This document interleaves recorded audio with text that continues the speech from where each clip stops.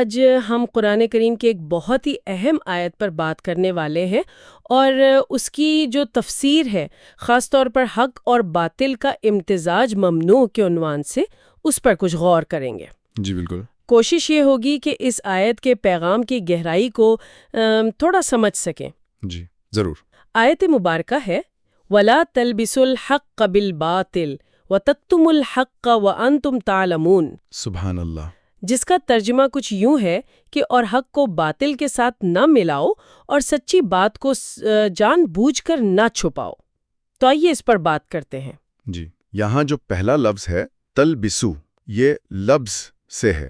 عربی میں لفظ کا ایک مطلب تو پہننا ہے، لیکن یہاں مراد ہے خلط ملط کرنا۔ خلط ملط کرنا؟ جی، یعنی دو چیزوں کو ایسے آپس میں گڈ مٹ کر دینا کہ ان میں تمیز کرنا، فرق کرنا مشکل ہو جائے۔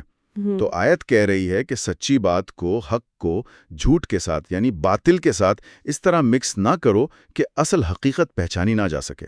اچھا، یعنی یہ صرف سیدھا سیدھا جھوٹ بولنا نہیں ہے، یہ اس سے زیادہ پیچیدہ بات ہے۔ بالکل، یہ زیادہ خطرناک ہے کیونکہ اس میں سچ کا کچھ شائبہ ہوتا ہے جس سے دھوکہ کھانا آسان ہو جاتا ہے۔ آپ سچائی کی شکل بگاڑ رہے ہیں۔ صحیح۔ تفسیر میں ذکر ہے کہ اس کا تعلق بنی اسرائیل سے ہے، وہ کیا پس منظر تھا؟ جی مفسرین بتاتے ہیں، جیسے مقاتل کا حوالہ بھی تفسیر میں ہے، کہ بنی اسرائیل کے جو علماء تھے ان کے پاس تورات میں نبی آخر الزماں محمد صلی اللہ علیہ وسلم کی نشانیاں، ان کی صفات سب درج تھیں۔ جی، تو وہ لوگ کیا کرتے تھے کہ کچھ باتیں جو شاید ان کے فائدے میں ہوتی یا جن کا انکار مشکل ہوتا وہ تو بتا دیتے تھے، لیکن جو واضح صفات تھیں، خاص طور پر نبی کریم صلی اللہ علیہ وسلم کی حقانیت کی، انہیں وہ چھپا لیتے تھے۔ اچھا۔ جی، یا ان کی ایسی تعویل کرتے تھے کہ بات واضح نہ ہو۔ تو یہ تھا حق کو باطل سے ملانا۔ تھوڑا سا سچ بول دیا تاکہ بالکل جھوٹے نہ لگیں، لیکن اہم ترین سچائی چھپا لی۔ اور یہ تو واقعی بڑی دلچسپ بات ہے کہ کس طرح سچائی کو مسخ کیا جا سکتا ہے۔ مطلب تھوڑا سچ دکھا کر اعتبار بھی بنا لیا اور اصل مقصد بھی یعنی حق بات کو چھپانا وہ بھی پورا کر لیا۔ بالکل، اور یہ طریقہ شاید آج بھی لوگ استعمال کرتے ہیں، مختلف طریقوں سے، سچ اور جھوٹ کی آمیزش۔ جی ہاں۔ اچھا، اور آیت کا جو دوسرا حصہ ہے وَتَكْتُمُوا الْحَقَّ، یعنی حق بات کو چھپاؤ مت، اس کا کیا مطلب ہے؟ جی، یہ لفظ یعنی ملانے کی ممانعت کے بعد الگ سے حکم ہے۔ یہ کہتا ہے کہ جو سچائی تم جانتے ہو اسے چھپاؤ ہی مت، بالکل ظاہر نہ کرنا۔ یعنی ایک تو ہے ملاوٹ کرنا اور دوسرا ہے بالکل ہی غائب کر دینا۔ جی بالکل، خاص طور پر نبی صلی اللہ علیہ وآلہ وسلم کی رسالت کی سچائی کو جو وہ جانتے تھے اسے جان بوجھ کر چھپانے سے منع کیا جا رہا ہے۔ تفسیر میں ایک نحوی بحث کا بھی ذکر آتا ہے کہ یہاں واو جو ہے وہ جمع کے لیے ہے یا ترتیب کے لیے، مطلب کیا دونوں کام منع ہیں یا ان میں سے کوئی ایک بھی؟ زیادہ قوی بات یہی ہے کہ دونوں ہی منع ہیں۔ حق میں ملاوٹ بھی نہ کرو اور حق کو چھپاؤ بھی نہیں۔ ٹھیک، اور پھر وہ اخصار وَأَنْتُمْ تَعْلَمُونَ، جبکہ تم جانتے ہو، یہ تو جیسے پورے معاملے پر مہر لگا دیتا ہے نا؟ یقیناً یہ الفاظ اس سارے عمل کی سنگینی کو بہت بڑھا دیتے ہیں۔ یہ بتا رہے ہیں کہ یہ غلطی انجانے میں، لا علمی میں نہیں ہو رہی۔ تم جانتے ہو کہ حق کیا ہے۔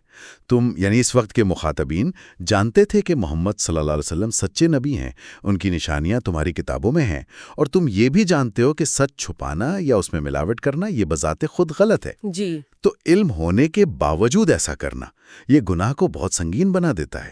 لا علمی میں شاید کوئی رعایت مل جاتی، لیکن جان بوجھ کر کرنا یہ تو بہت ہی برا فعل ہے۔ تو گویا علم جو ہے وہ یہاں ایک بہت بڑی ذمہ داری بن جاتا ہے۔ جی، صرف جان لینا کافی نہیں ہے۔ بالکل نہیں، علم حجت قائم کر دیتا ہے، آپ پر ذمہ داری آ جاتی ہے۔ یہ جاننے کے بعد آپ یہ نہیں کہہ سکتے کہ مجھے پتہ نہیں تھا۔ آپ کو پتہ تھا، پھر بھی آپ نے حق کا ساتھ نہیں دیا یا اسے چھپایا یا اس میں ملاوٹ کی۔ صحیح، یہ تو بہت اہم نقطہ ہے۔ جی، علم کے ساتھ جو اخلاقی ذمہ داری آتی ہے، یہ آیت اس کی طرف اشارہ کر رہی ہے۔ تو اگر ہم اس ساری گفتگو کو سمیٹیں تو خلاصہ یہ نکلتا ہے کہ یہ آیت دو بڑی واضح چیزوں سے روک رہی ہے۔ ایک تو حق اور باطل کو مکس مت کرو، گڈمڈ نہ کرو، جی، اور دوسرا جو حق جانتے ہو اسے جان بوجھ کر چھپاؤ مت۔ بالکل، اور خاص طور پر جب تم جانتے ہو کہ یہ حق ہے، وہ وَأَنْتُمْ تَعْلَمُونَ کی قید بہت اہم ہے۔ بہت اہم ہے۔ جی ہاں، اور شاید یہاں ایک بات سوچنے کی یہ بھی ہے کہ علم اور ذمہ داری کا یہ جو تعلق ہے یہ کتنا آفاقی ہے، یہ صرف اس زمانے یا اس خاص واقعے تک محدود نہیں۔ اچھا جی، آج بھی زندگی کے ہر معاملے میں جہاں ہمارے پاس کوئی علم ہے، کوئی سچائی ہے، وہاں یہ ذمہ داری عائد ہوتی ہے کہ ہم اسے امانت داری سے پیش کریں، اس میں نہ ملاوٹ کریں، نہ اسے چھپائیں، چاہے وہ دینی علم ہو یا دنیاوی۔ یہ اصول تو ہر جگہ لاگو ہوتا ہے نا؟ بالکل درست، یعنی دیانت داری، خاص طور پر جب آپ علم رکھتے ہوں، یہ ایک بنیادی انسانی اور اخلاقی قدر ہے۔ جی بالکل، علم کی امانت کا تقاضا یہی ہے۔